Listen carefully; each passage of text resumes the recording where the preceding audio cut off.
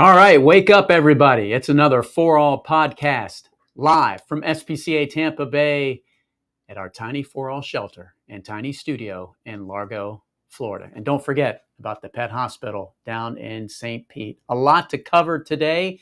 We're going to be talking with one of our great volunteers about Adopt a Rabbit Month. We're also talking about one of our partners, or talking with one of our partners, the OCC Roadhouse, about Pet Adoption Sundays. And then you'll also meet our new hospital manager, Holly McKay. But as always, we start out with barking news. Hoo hoo! Barking news.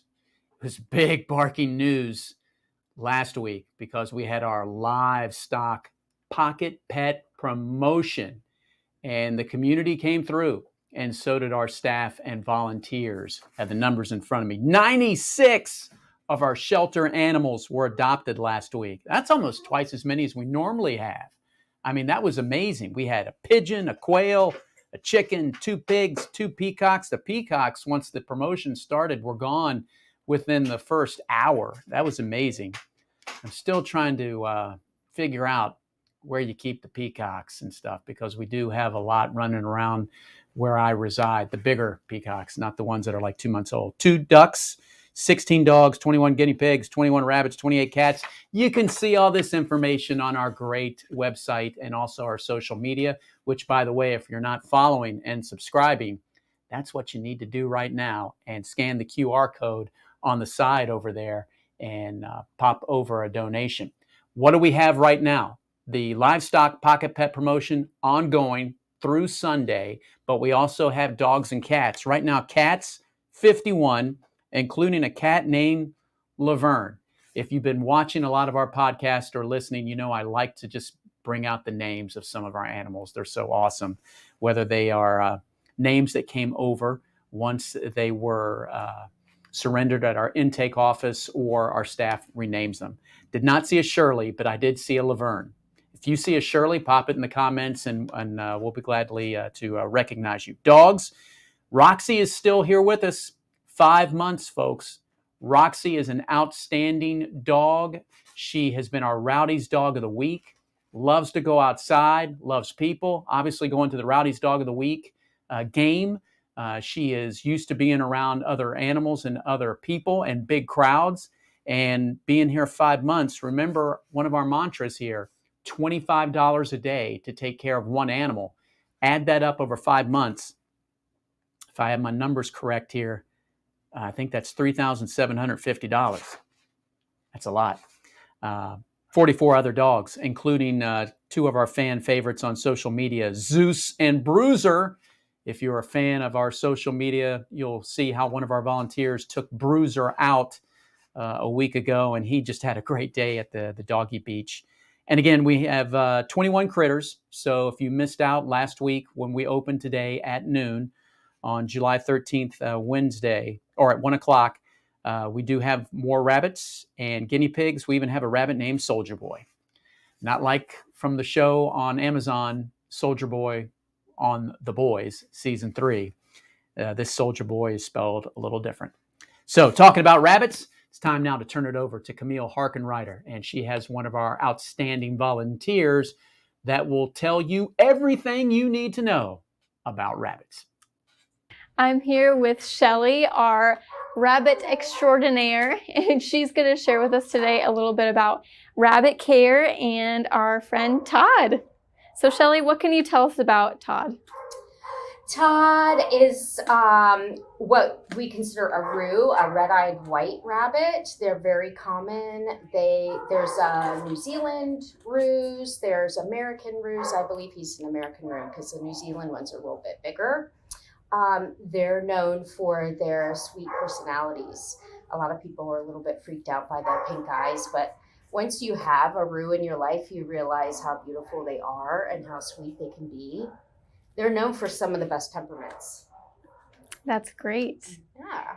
Well, I have gotten to know Todd a little bit over the past week, and he seems like such a sweetheart. He's really coming out of his shell since he arrived here. He was a little timid at first, but you've been working so well with him, and I know I can see a difference. So on that topic of what you do here at the shelter, can you tell us a little bit more about what you do for our rabbits and just how you got involved with SPCA Tampa Bay? So I do I'm an adoptions counselor for the small animals, and I also foster for them as well.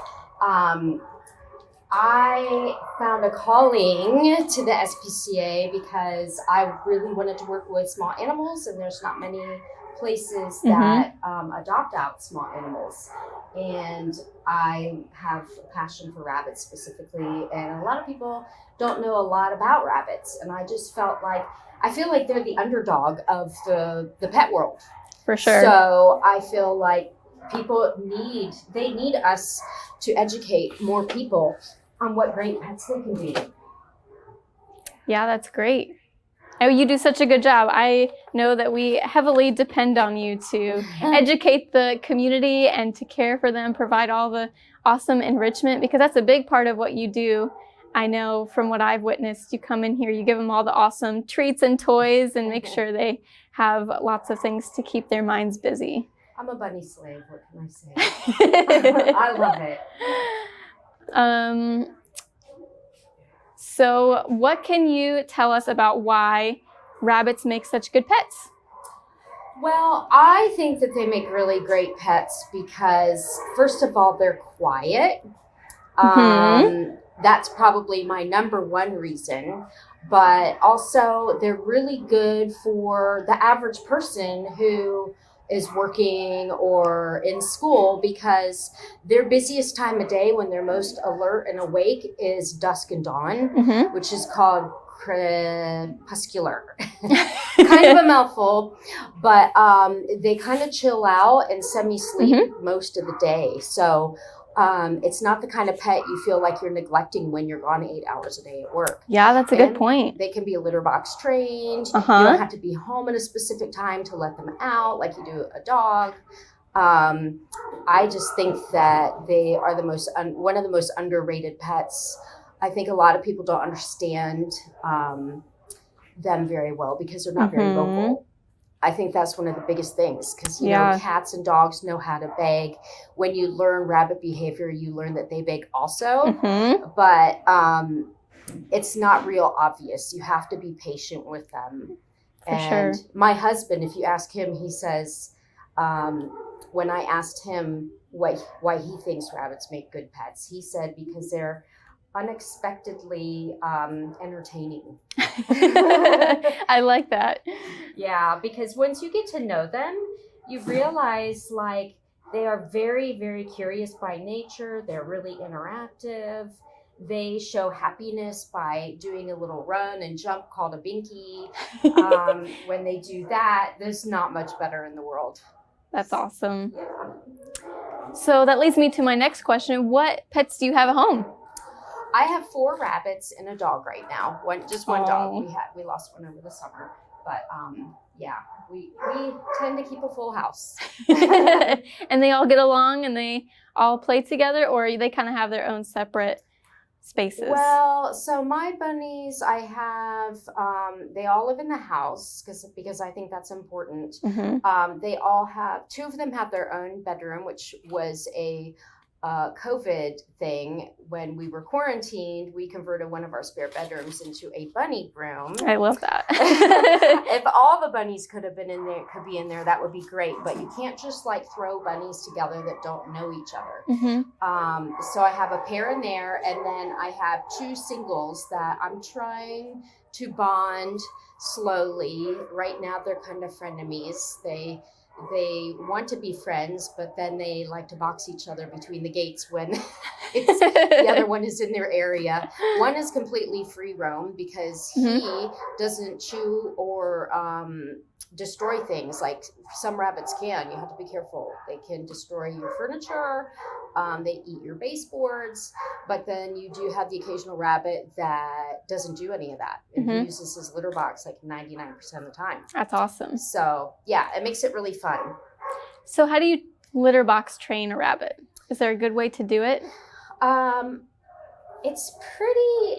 believe that litter box training starts with getting them spayed or neutered. Mm-hmm. Because until they're spayed or neutered, they are going to be in a constant state of marking their territory. Mm-hmm. So that's the one thing that I love about that SPCA is majority of all the rabbits that go out get spayed and neutered first. Yeah.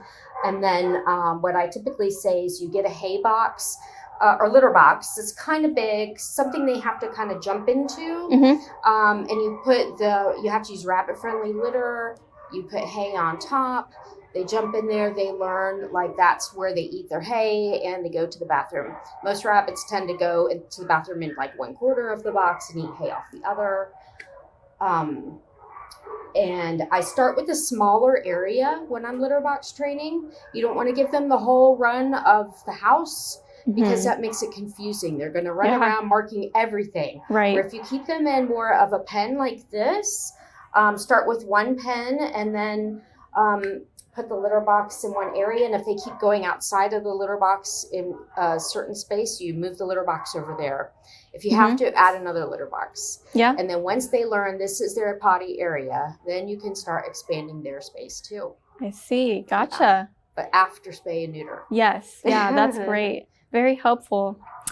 So my last question is, what advice would you have for a first-time rabbit owner? Because I know we have an adoption event going on right now for our pocket pets, and a lot of people might be motivated by that to come in and get a rabbit for the first time, but they may not have done all the research. They may not know what they're getting into. So what tips would you have for those people that have never had a rabbit? Well, my first tip is research. But like you said, sometimes people come in and they might not have done that yet.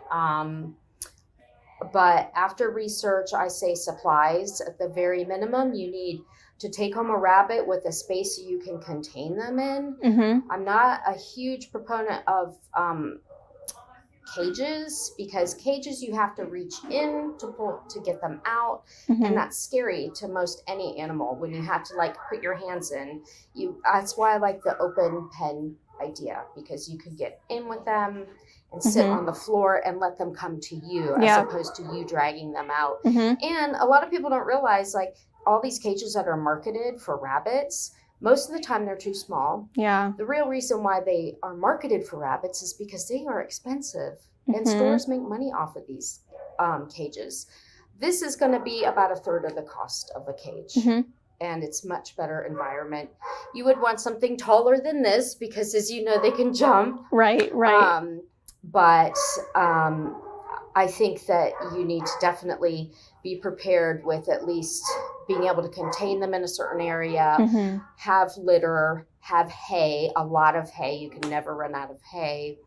Obviously food, people can pick up on the way home if they had to, but my favorite adopters are the ones who already have all this when they come in the first place. Definitely. And also note that, like with any pet, get a rabbit because you want to, not because your young child thinks they're cute, because I think that is a much better scenario.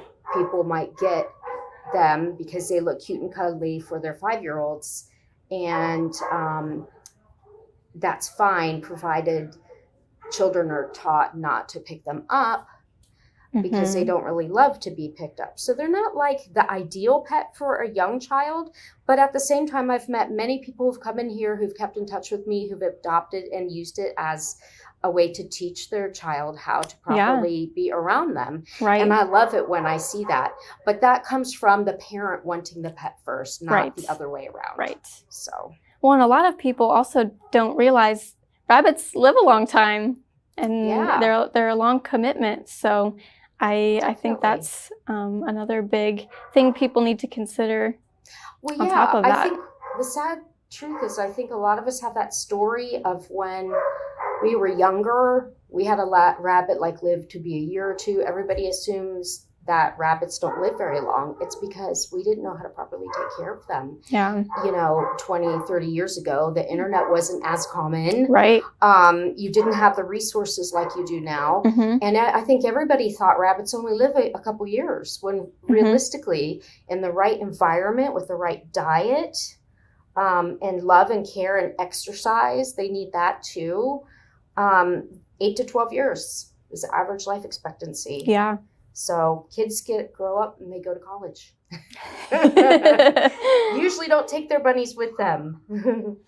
Well, Shelly, is there anything else that you would like to share with our podcast viewers today about rabbits? Come talk to me. I'm here usually Wednesdays and Saturdays. Most Wednesdays and Saturdays. I think one-on-one time, researching as much as you can and talk to as many people as you can. I've been involved with rabbits for going on 10 years now, and I'm still learning. Yeah. And you can never learn too much, but be prepared to have it be a pet as an interactive part of your home, your family member, not a bunny that lives outside by itself, because that's not the best. But they're, as you can see, they're lovable creatures. Yes. Well, thank you so much, Shelly, for joining us today. And thanks for having me. Todd is available for adoption. We have an adoption wave going on right now for all of our pocket pets. So right now he does not have an adoption fee, but we do recommend you do all of your research before coming in to meet him or any of our other pocket pets. Make sure you've got all the right supplies and know what you're committing to when you come in to adopt. Back to you, Eric. All right. Thank you, Camille. And thank you, Shelly. Shelly was helping me out with members of the media last Thursday. I know she mentioned she was here Wednesday and mostly Saturdays, but thank goodness she was in our pocket pet room to help us out with not only the rabbits, but also some guinea pigs as well. All right. If you have some music, crank up the doors. We're headed to the OCC Roadhouse right after this.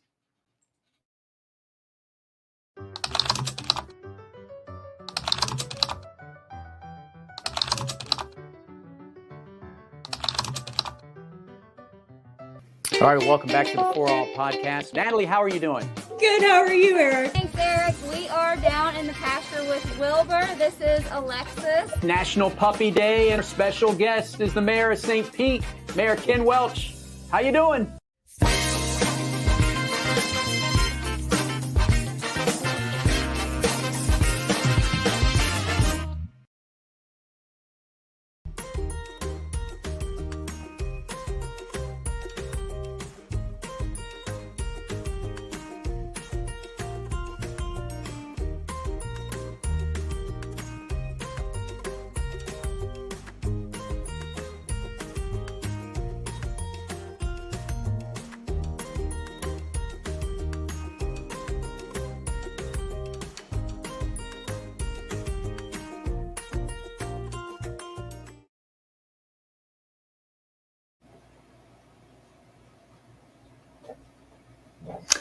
Well, we have an interview that we have recorded earlier with the OCC Roadhouse, so let's hear it.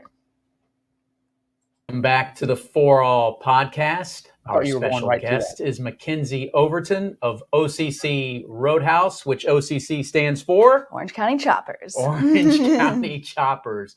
How close is OCC and SPCA Tampa Bay for those folks listening and watching right now? 10-15 minutes. We're right up there off 49th, so it's not far at all. Maybe 10-15 minutes tops. And how did we get to know each other? Because we've started these pet adoption Sundays. Yes. And they are very successful thus far. So far, so good. So we, Paul is very into the animal world. He rescues. He actually is the vice president of SPCA Hudson Valley up in New York. Yeah, so he's very into the animal thing and all that. So we just kind of said, let's kind of piggyback off of it. I love animals. You love animals. Let's try and do something fun once a month. So the first Sunday of every month, we have the dogs come out and the animals come out. We do an adoption. We got tons of vendors out there, and it all kind of just fell into place. We contacted you guys and we're like, hey, are you guys interested? And you guys were like, absolutely. So we're perfect. And they have a great facility as well. I mean, if you go on the website, you can view all the food and everything. Talk a little bit about the venue itself if you're not there for Pet Adoption Sunday. So it's a restaurant. Obviously, it's a great restaurant. We have really good food. And then we have a huge pavilion out in the back. So it's actually a big covered pavilion. We've got the big ass fans in there that go through, so it keeps it cool. Live music. We've got 2 stages, a little stage and a big stage. A big bar that connects to the inside bar. So, I mean, it's a great venue. It really is. We got a ton of space, a lot of space to do a lot of different things. And we were kind of like, let's take advantage of it. We have the pavilion. The dogs aren't going to get too hot, and let's kind of see what we can do. And it worked. How many dogs would you say people bring out on their own pets? Oh God. Well, for the adoption days, we get tons of them. Almost everybody that comes brings their pet, but even not on adoption day, we allow pets outside. So they'll sit at the bar with their pets. We have a guy who brings his bird in all the time, Mike and Spike. So they come in all the time. We have what kind of birds? He's a macaw. He's a macaw. Okay. Yep. So he's a blue macaw, or I think he's a rainbow. Do they macaw. talk? He does a little bit. Yeah, he's not as yeah, exactly. Yeah. He sits on the guy's shoulder and just chills at the bar. It's so funny. We have another dog who comes in all the time. His name is Bane. He's kind of like our mascot dog. He comes in all the time. He knows where the treat counter is. So he comes up to the counter and he sits there and waits for his treats from the girls.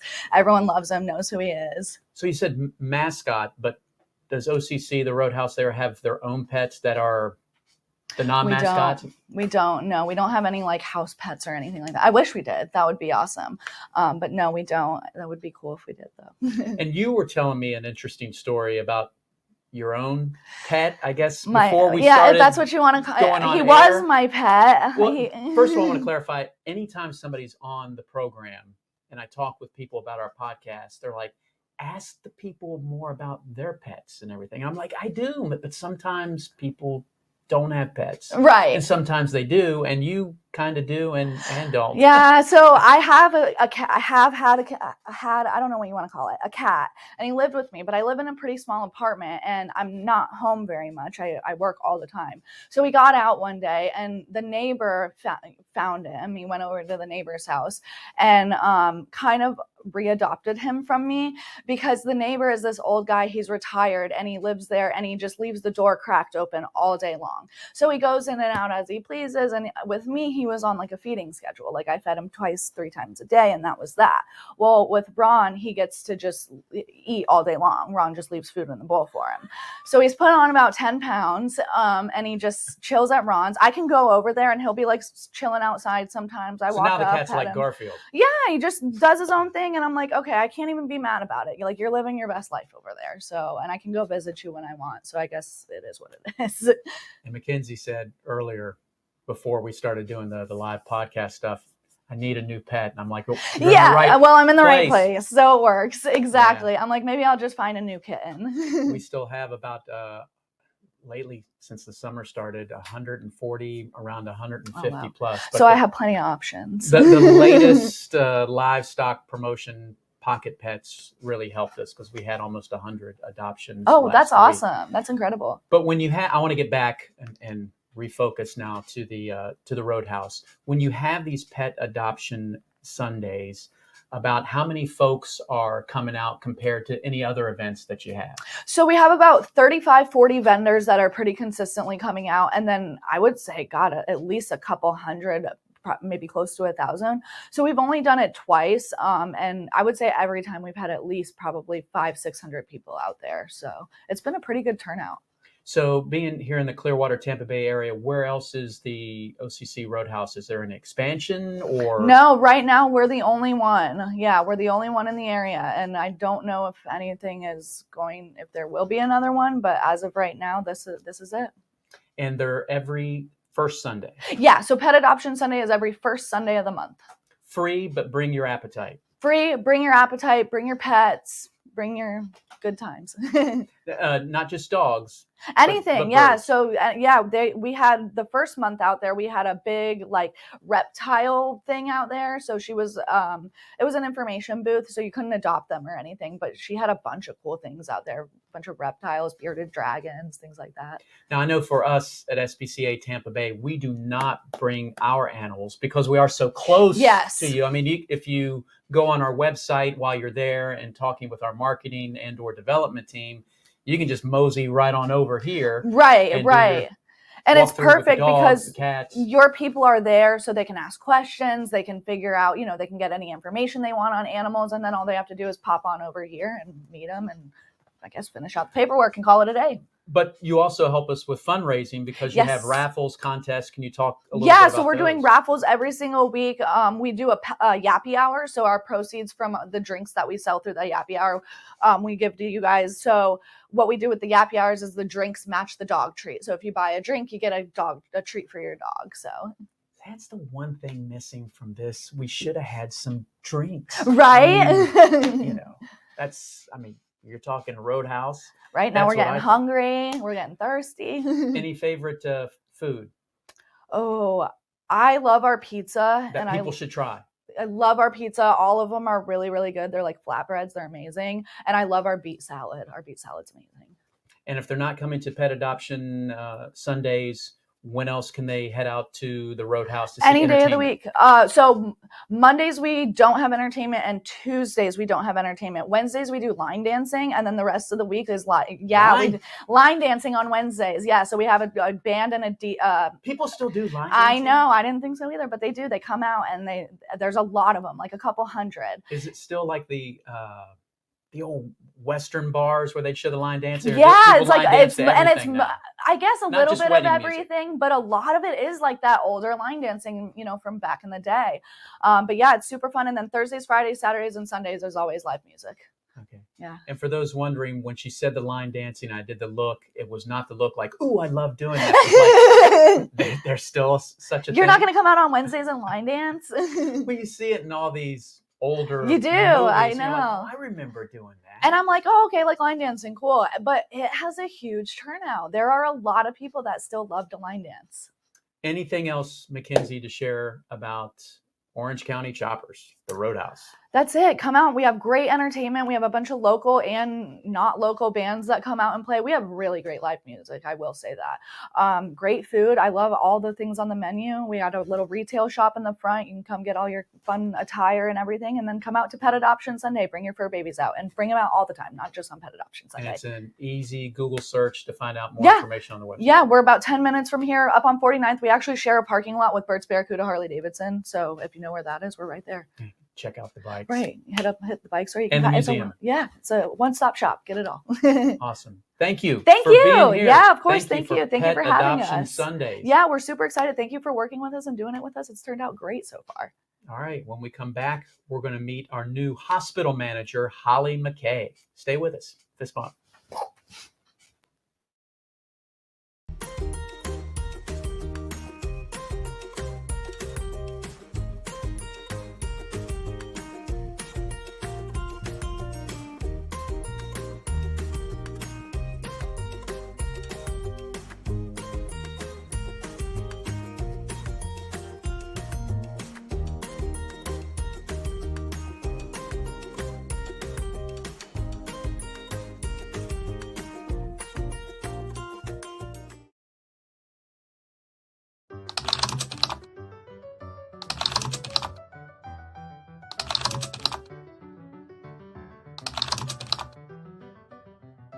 All right, welcome back to the For All podcast. Natalie, how are you doing? Good, how are you, Eric? Thanks, Eric. We are down in the pasture with Wilbur. This is Alexis. National Puppy Day, and our special guest is the mayor of St. Pete, Mayor Ken Welch.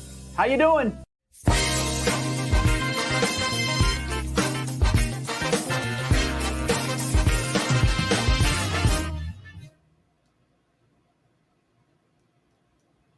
Welcome back to the For All podcast. My name is Eric Keaton. It's time now to head to St. Pete and meet up with Amanda, who has our new hospital manager standing by, Holly McKay.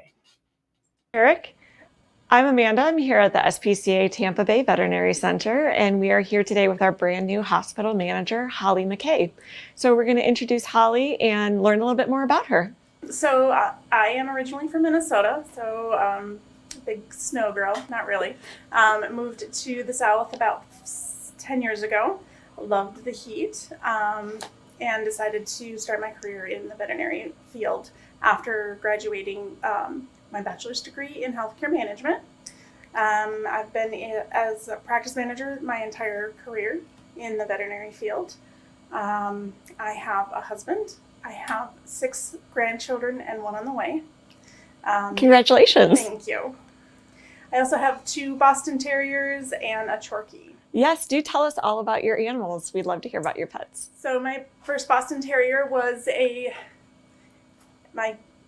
lost my Doug. He was my boxer. I'm sorry. And so I was moving to an apartment and I needed a new boxer. So I chose the Boston Terrier.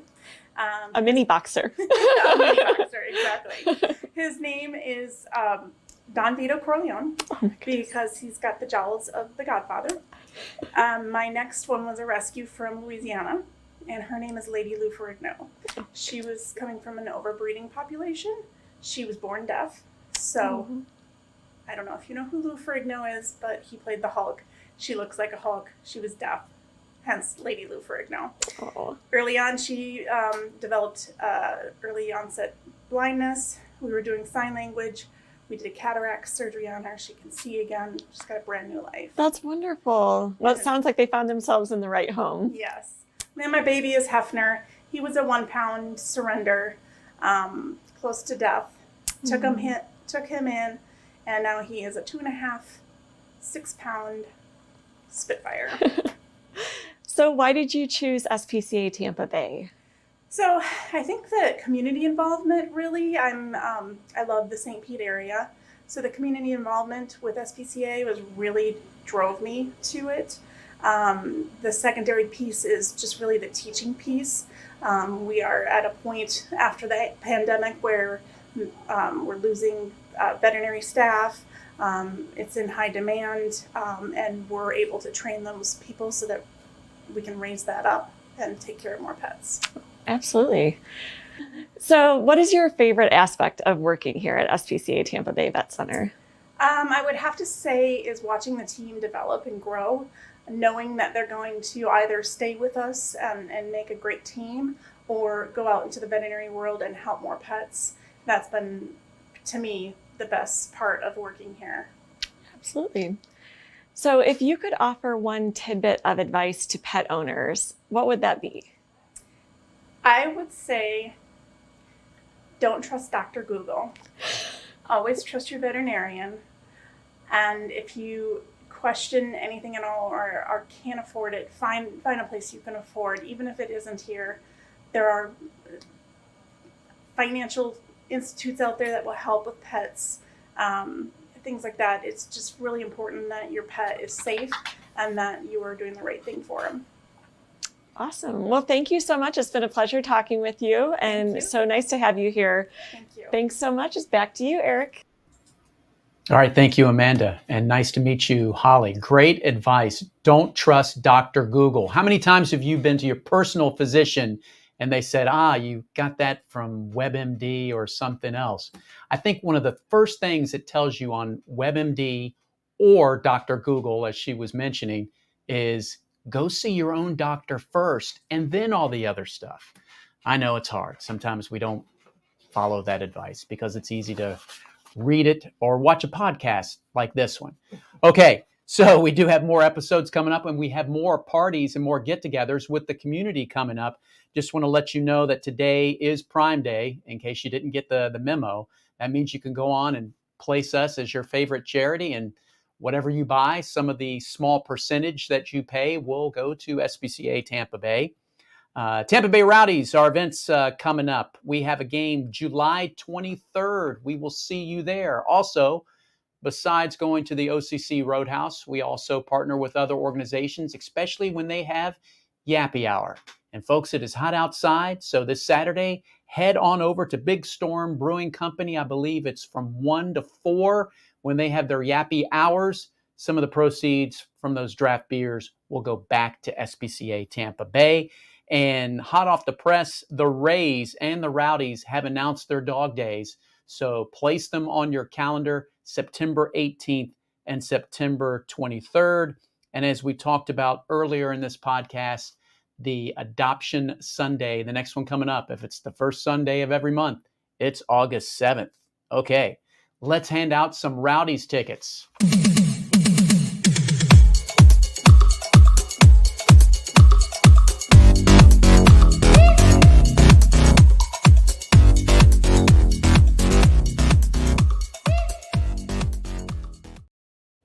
Well, it's a Adopt a Rabbit month, so our social media question had all to do with rabbits, and it was on our story. The question was true or false, rabbits can be litter box trained. We heard Shelly earlier. That's true. They can.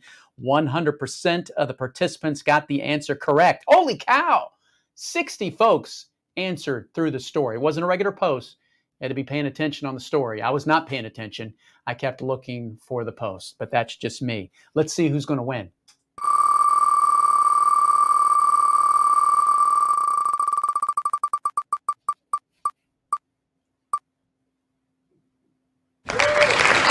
Congratulations, American Eight. Contact our team, message them through the app, whether it was Instagram or Facebook, and pick up your Tampa Bay Rowdies tickets. I believe they send you a link, and then you're able to sign up and attend a Rowdies game. So thank you, Tampa Bay Rowdies, and thank you for watching the For All podcast. Everybody contributed for this fantastic episode. Matt behind the scenes, Amanda, Camille, our great volunteer Shelly, and our guests Holly and Mackenzie. For more of our episodes, remember, go to your favorite podcast provider, download the audio file, and keep subscribing to our YouTube channel and Facebook for the live video podcast. My name is Eric, and we'll see you on the next episode.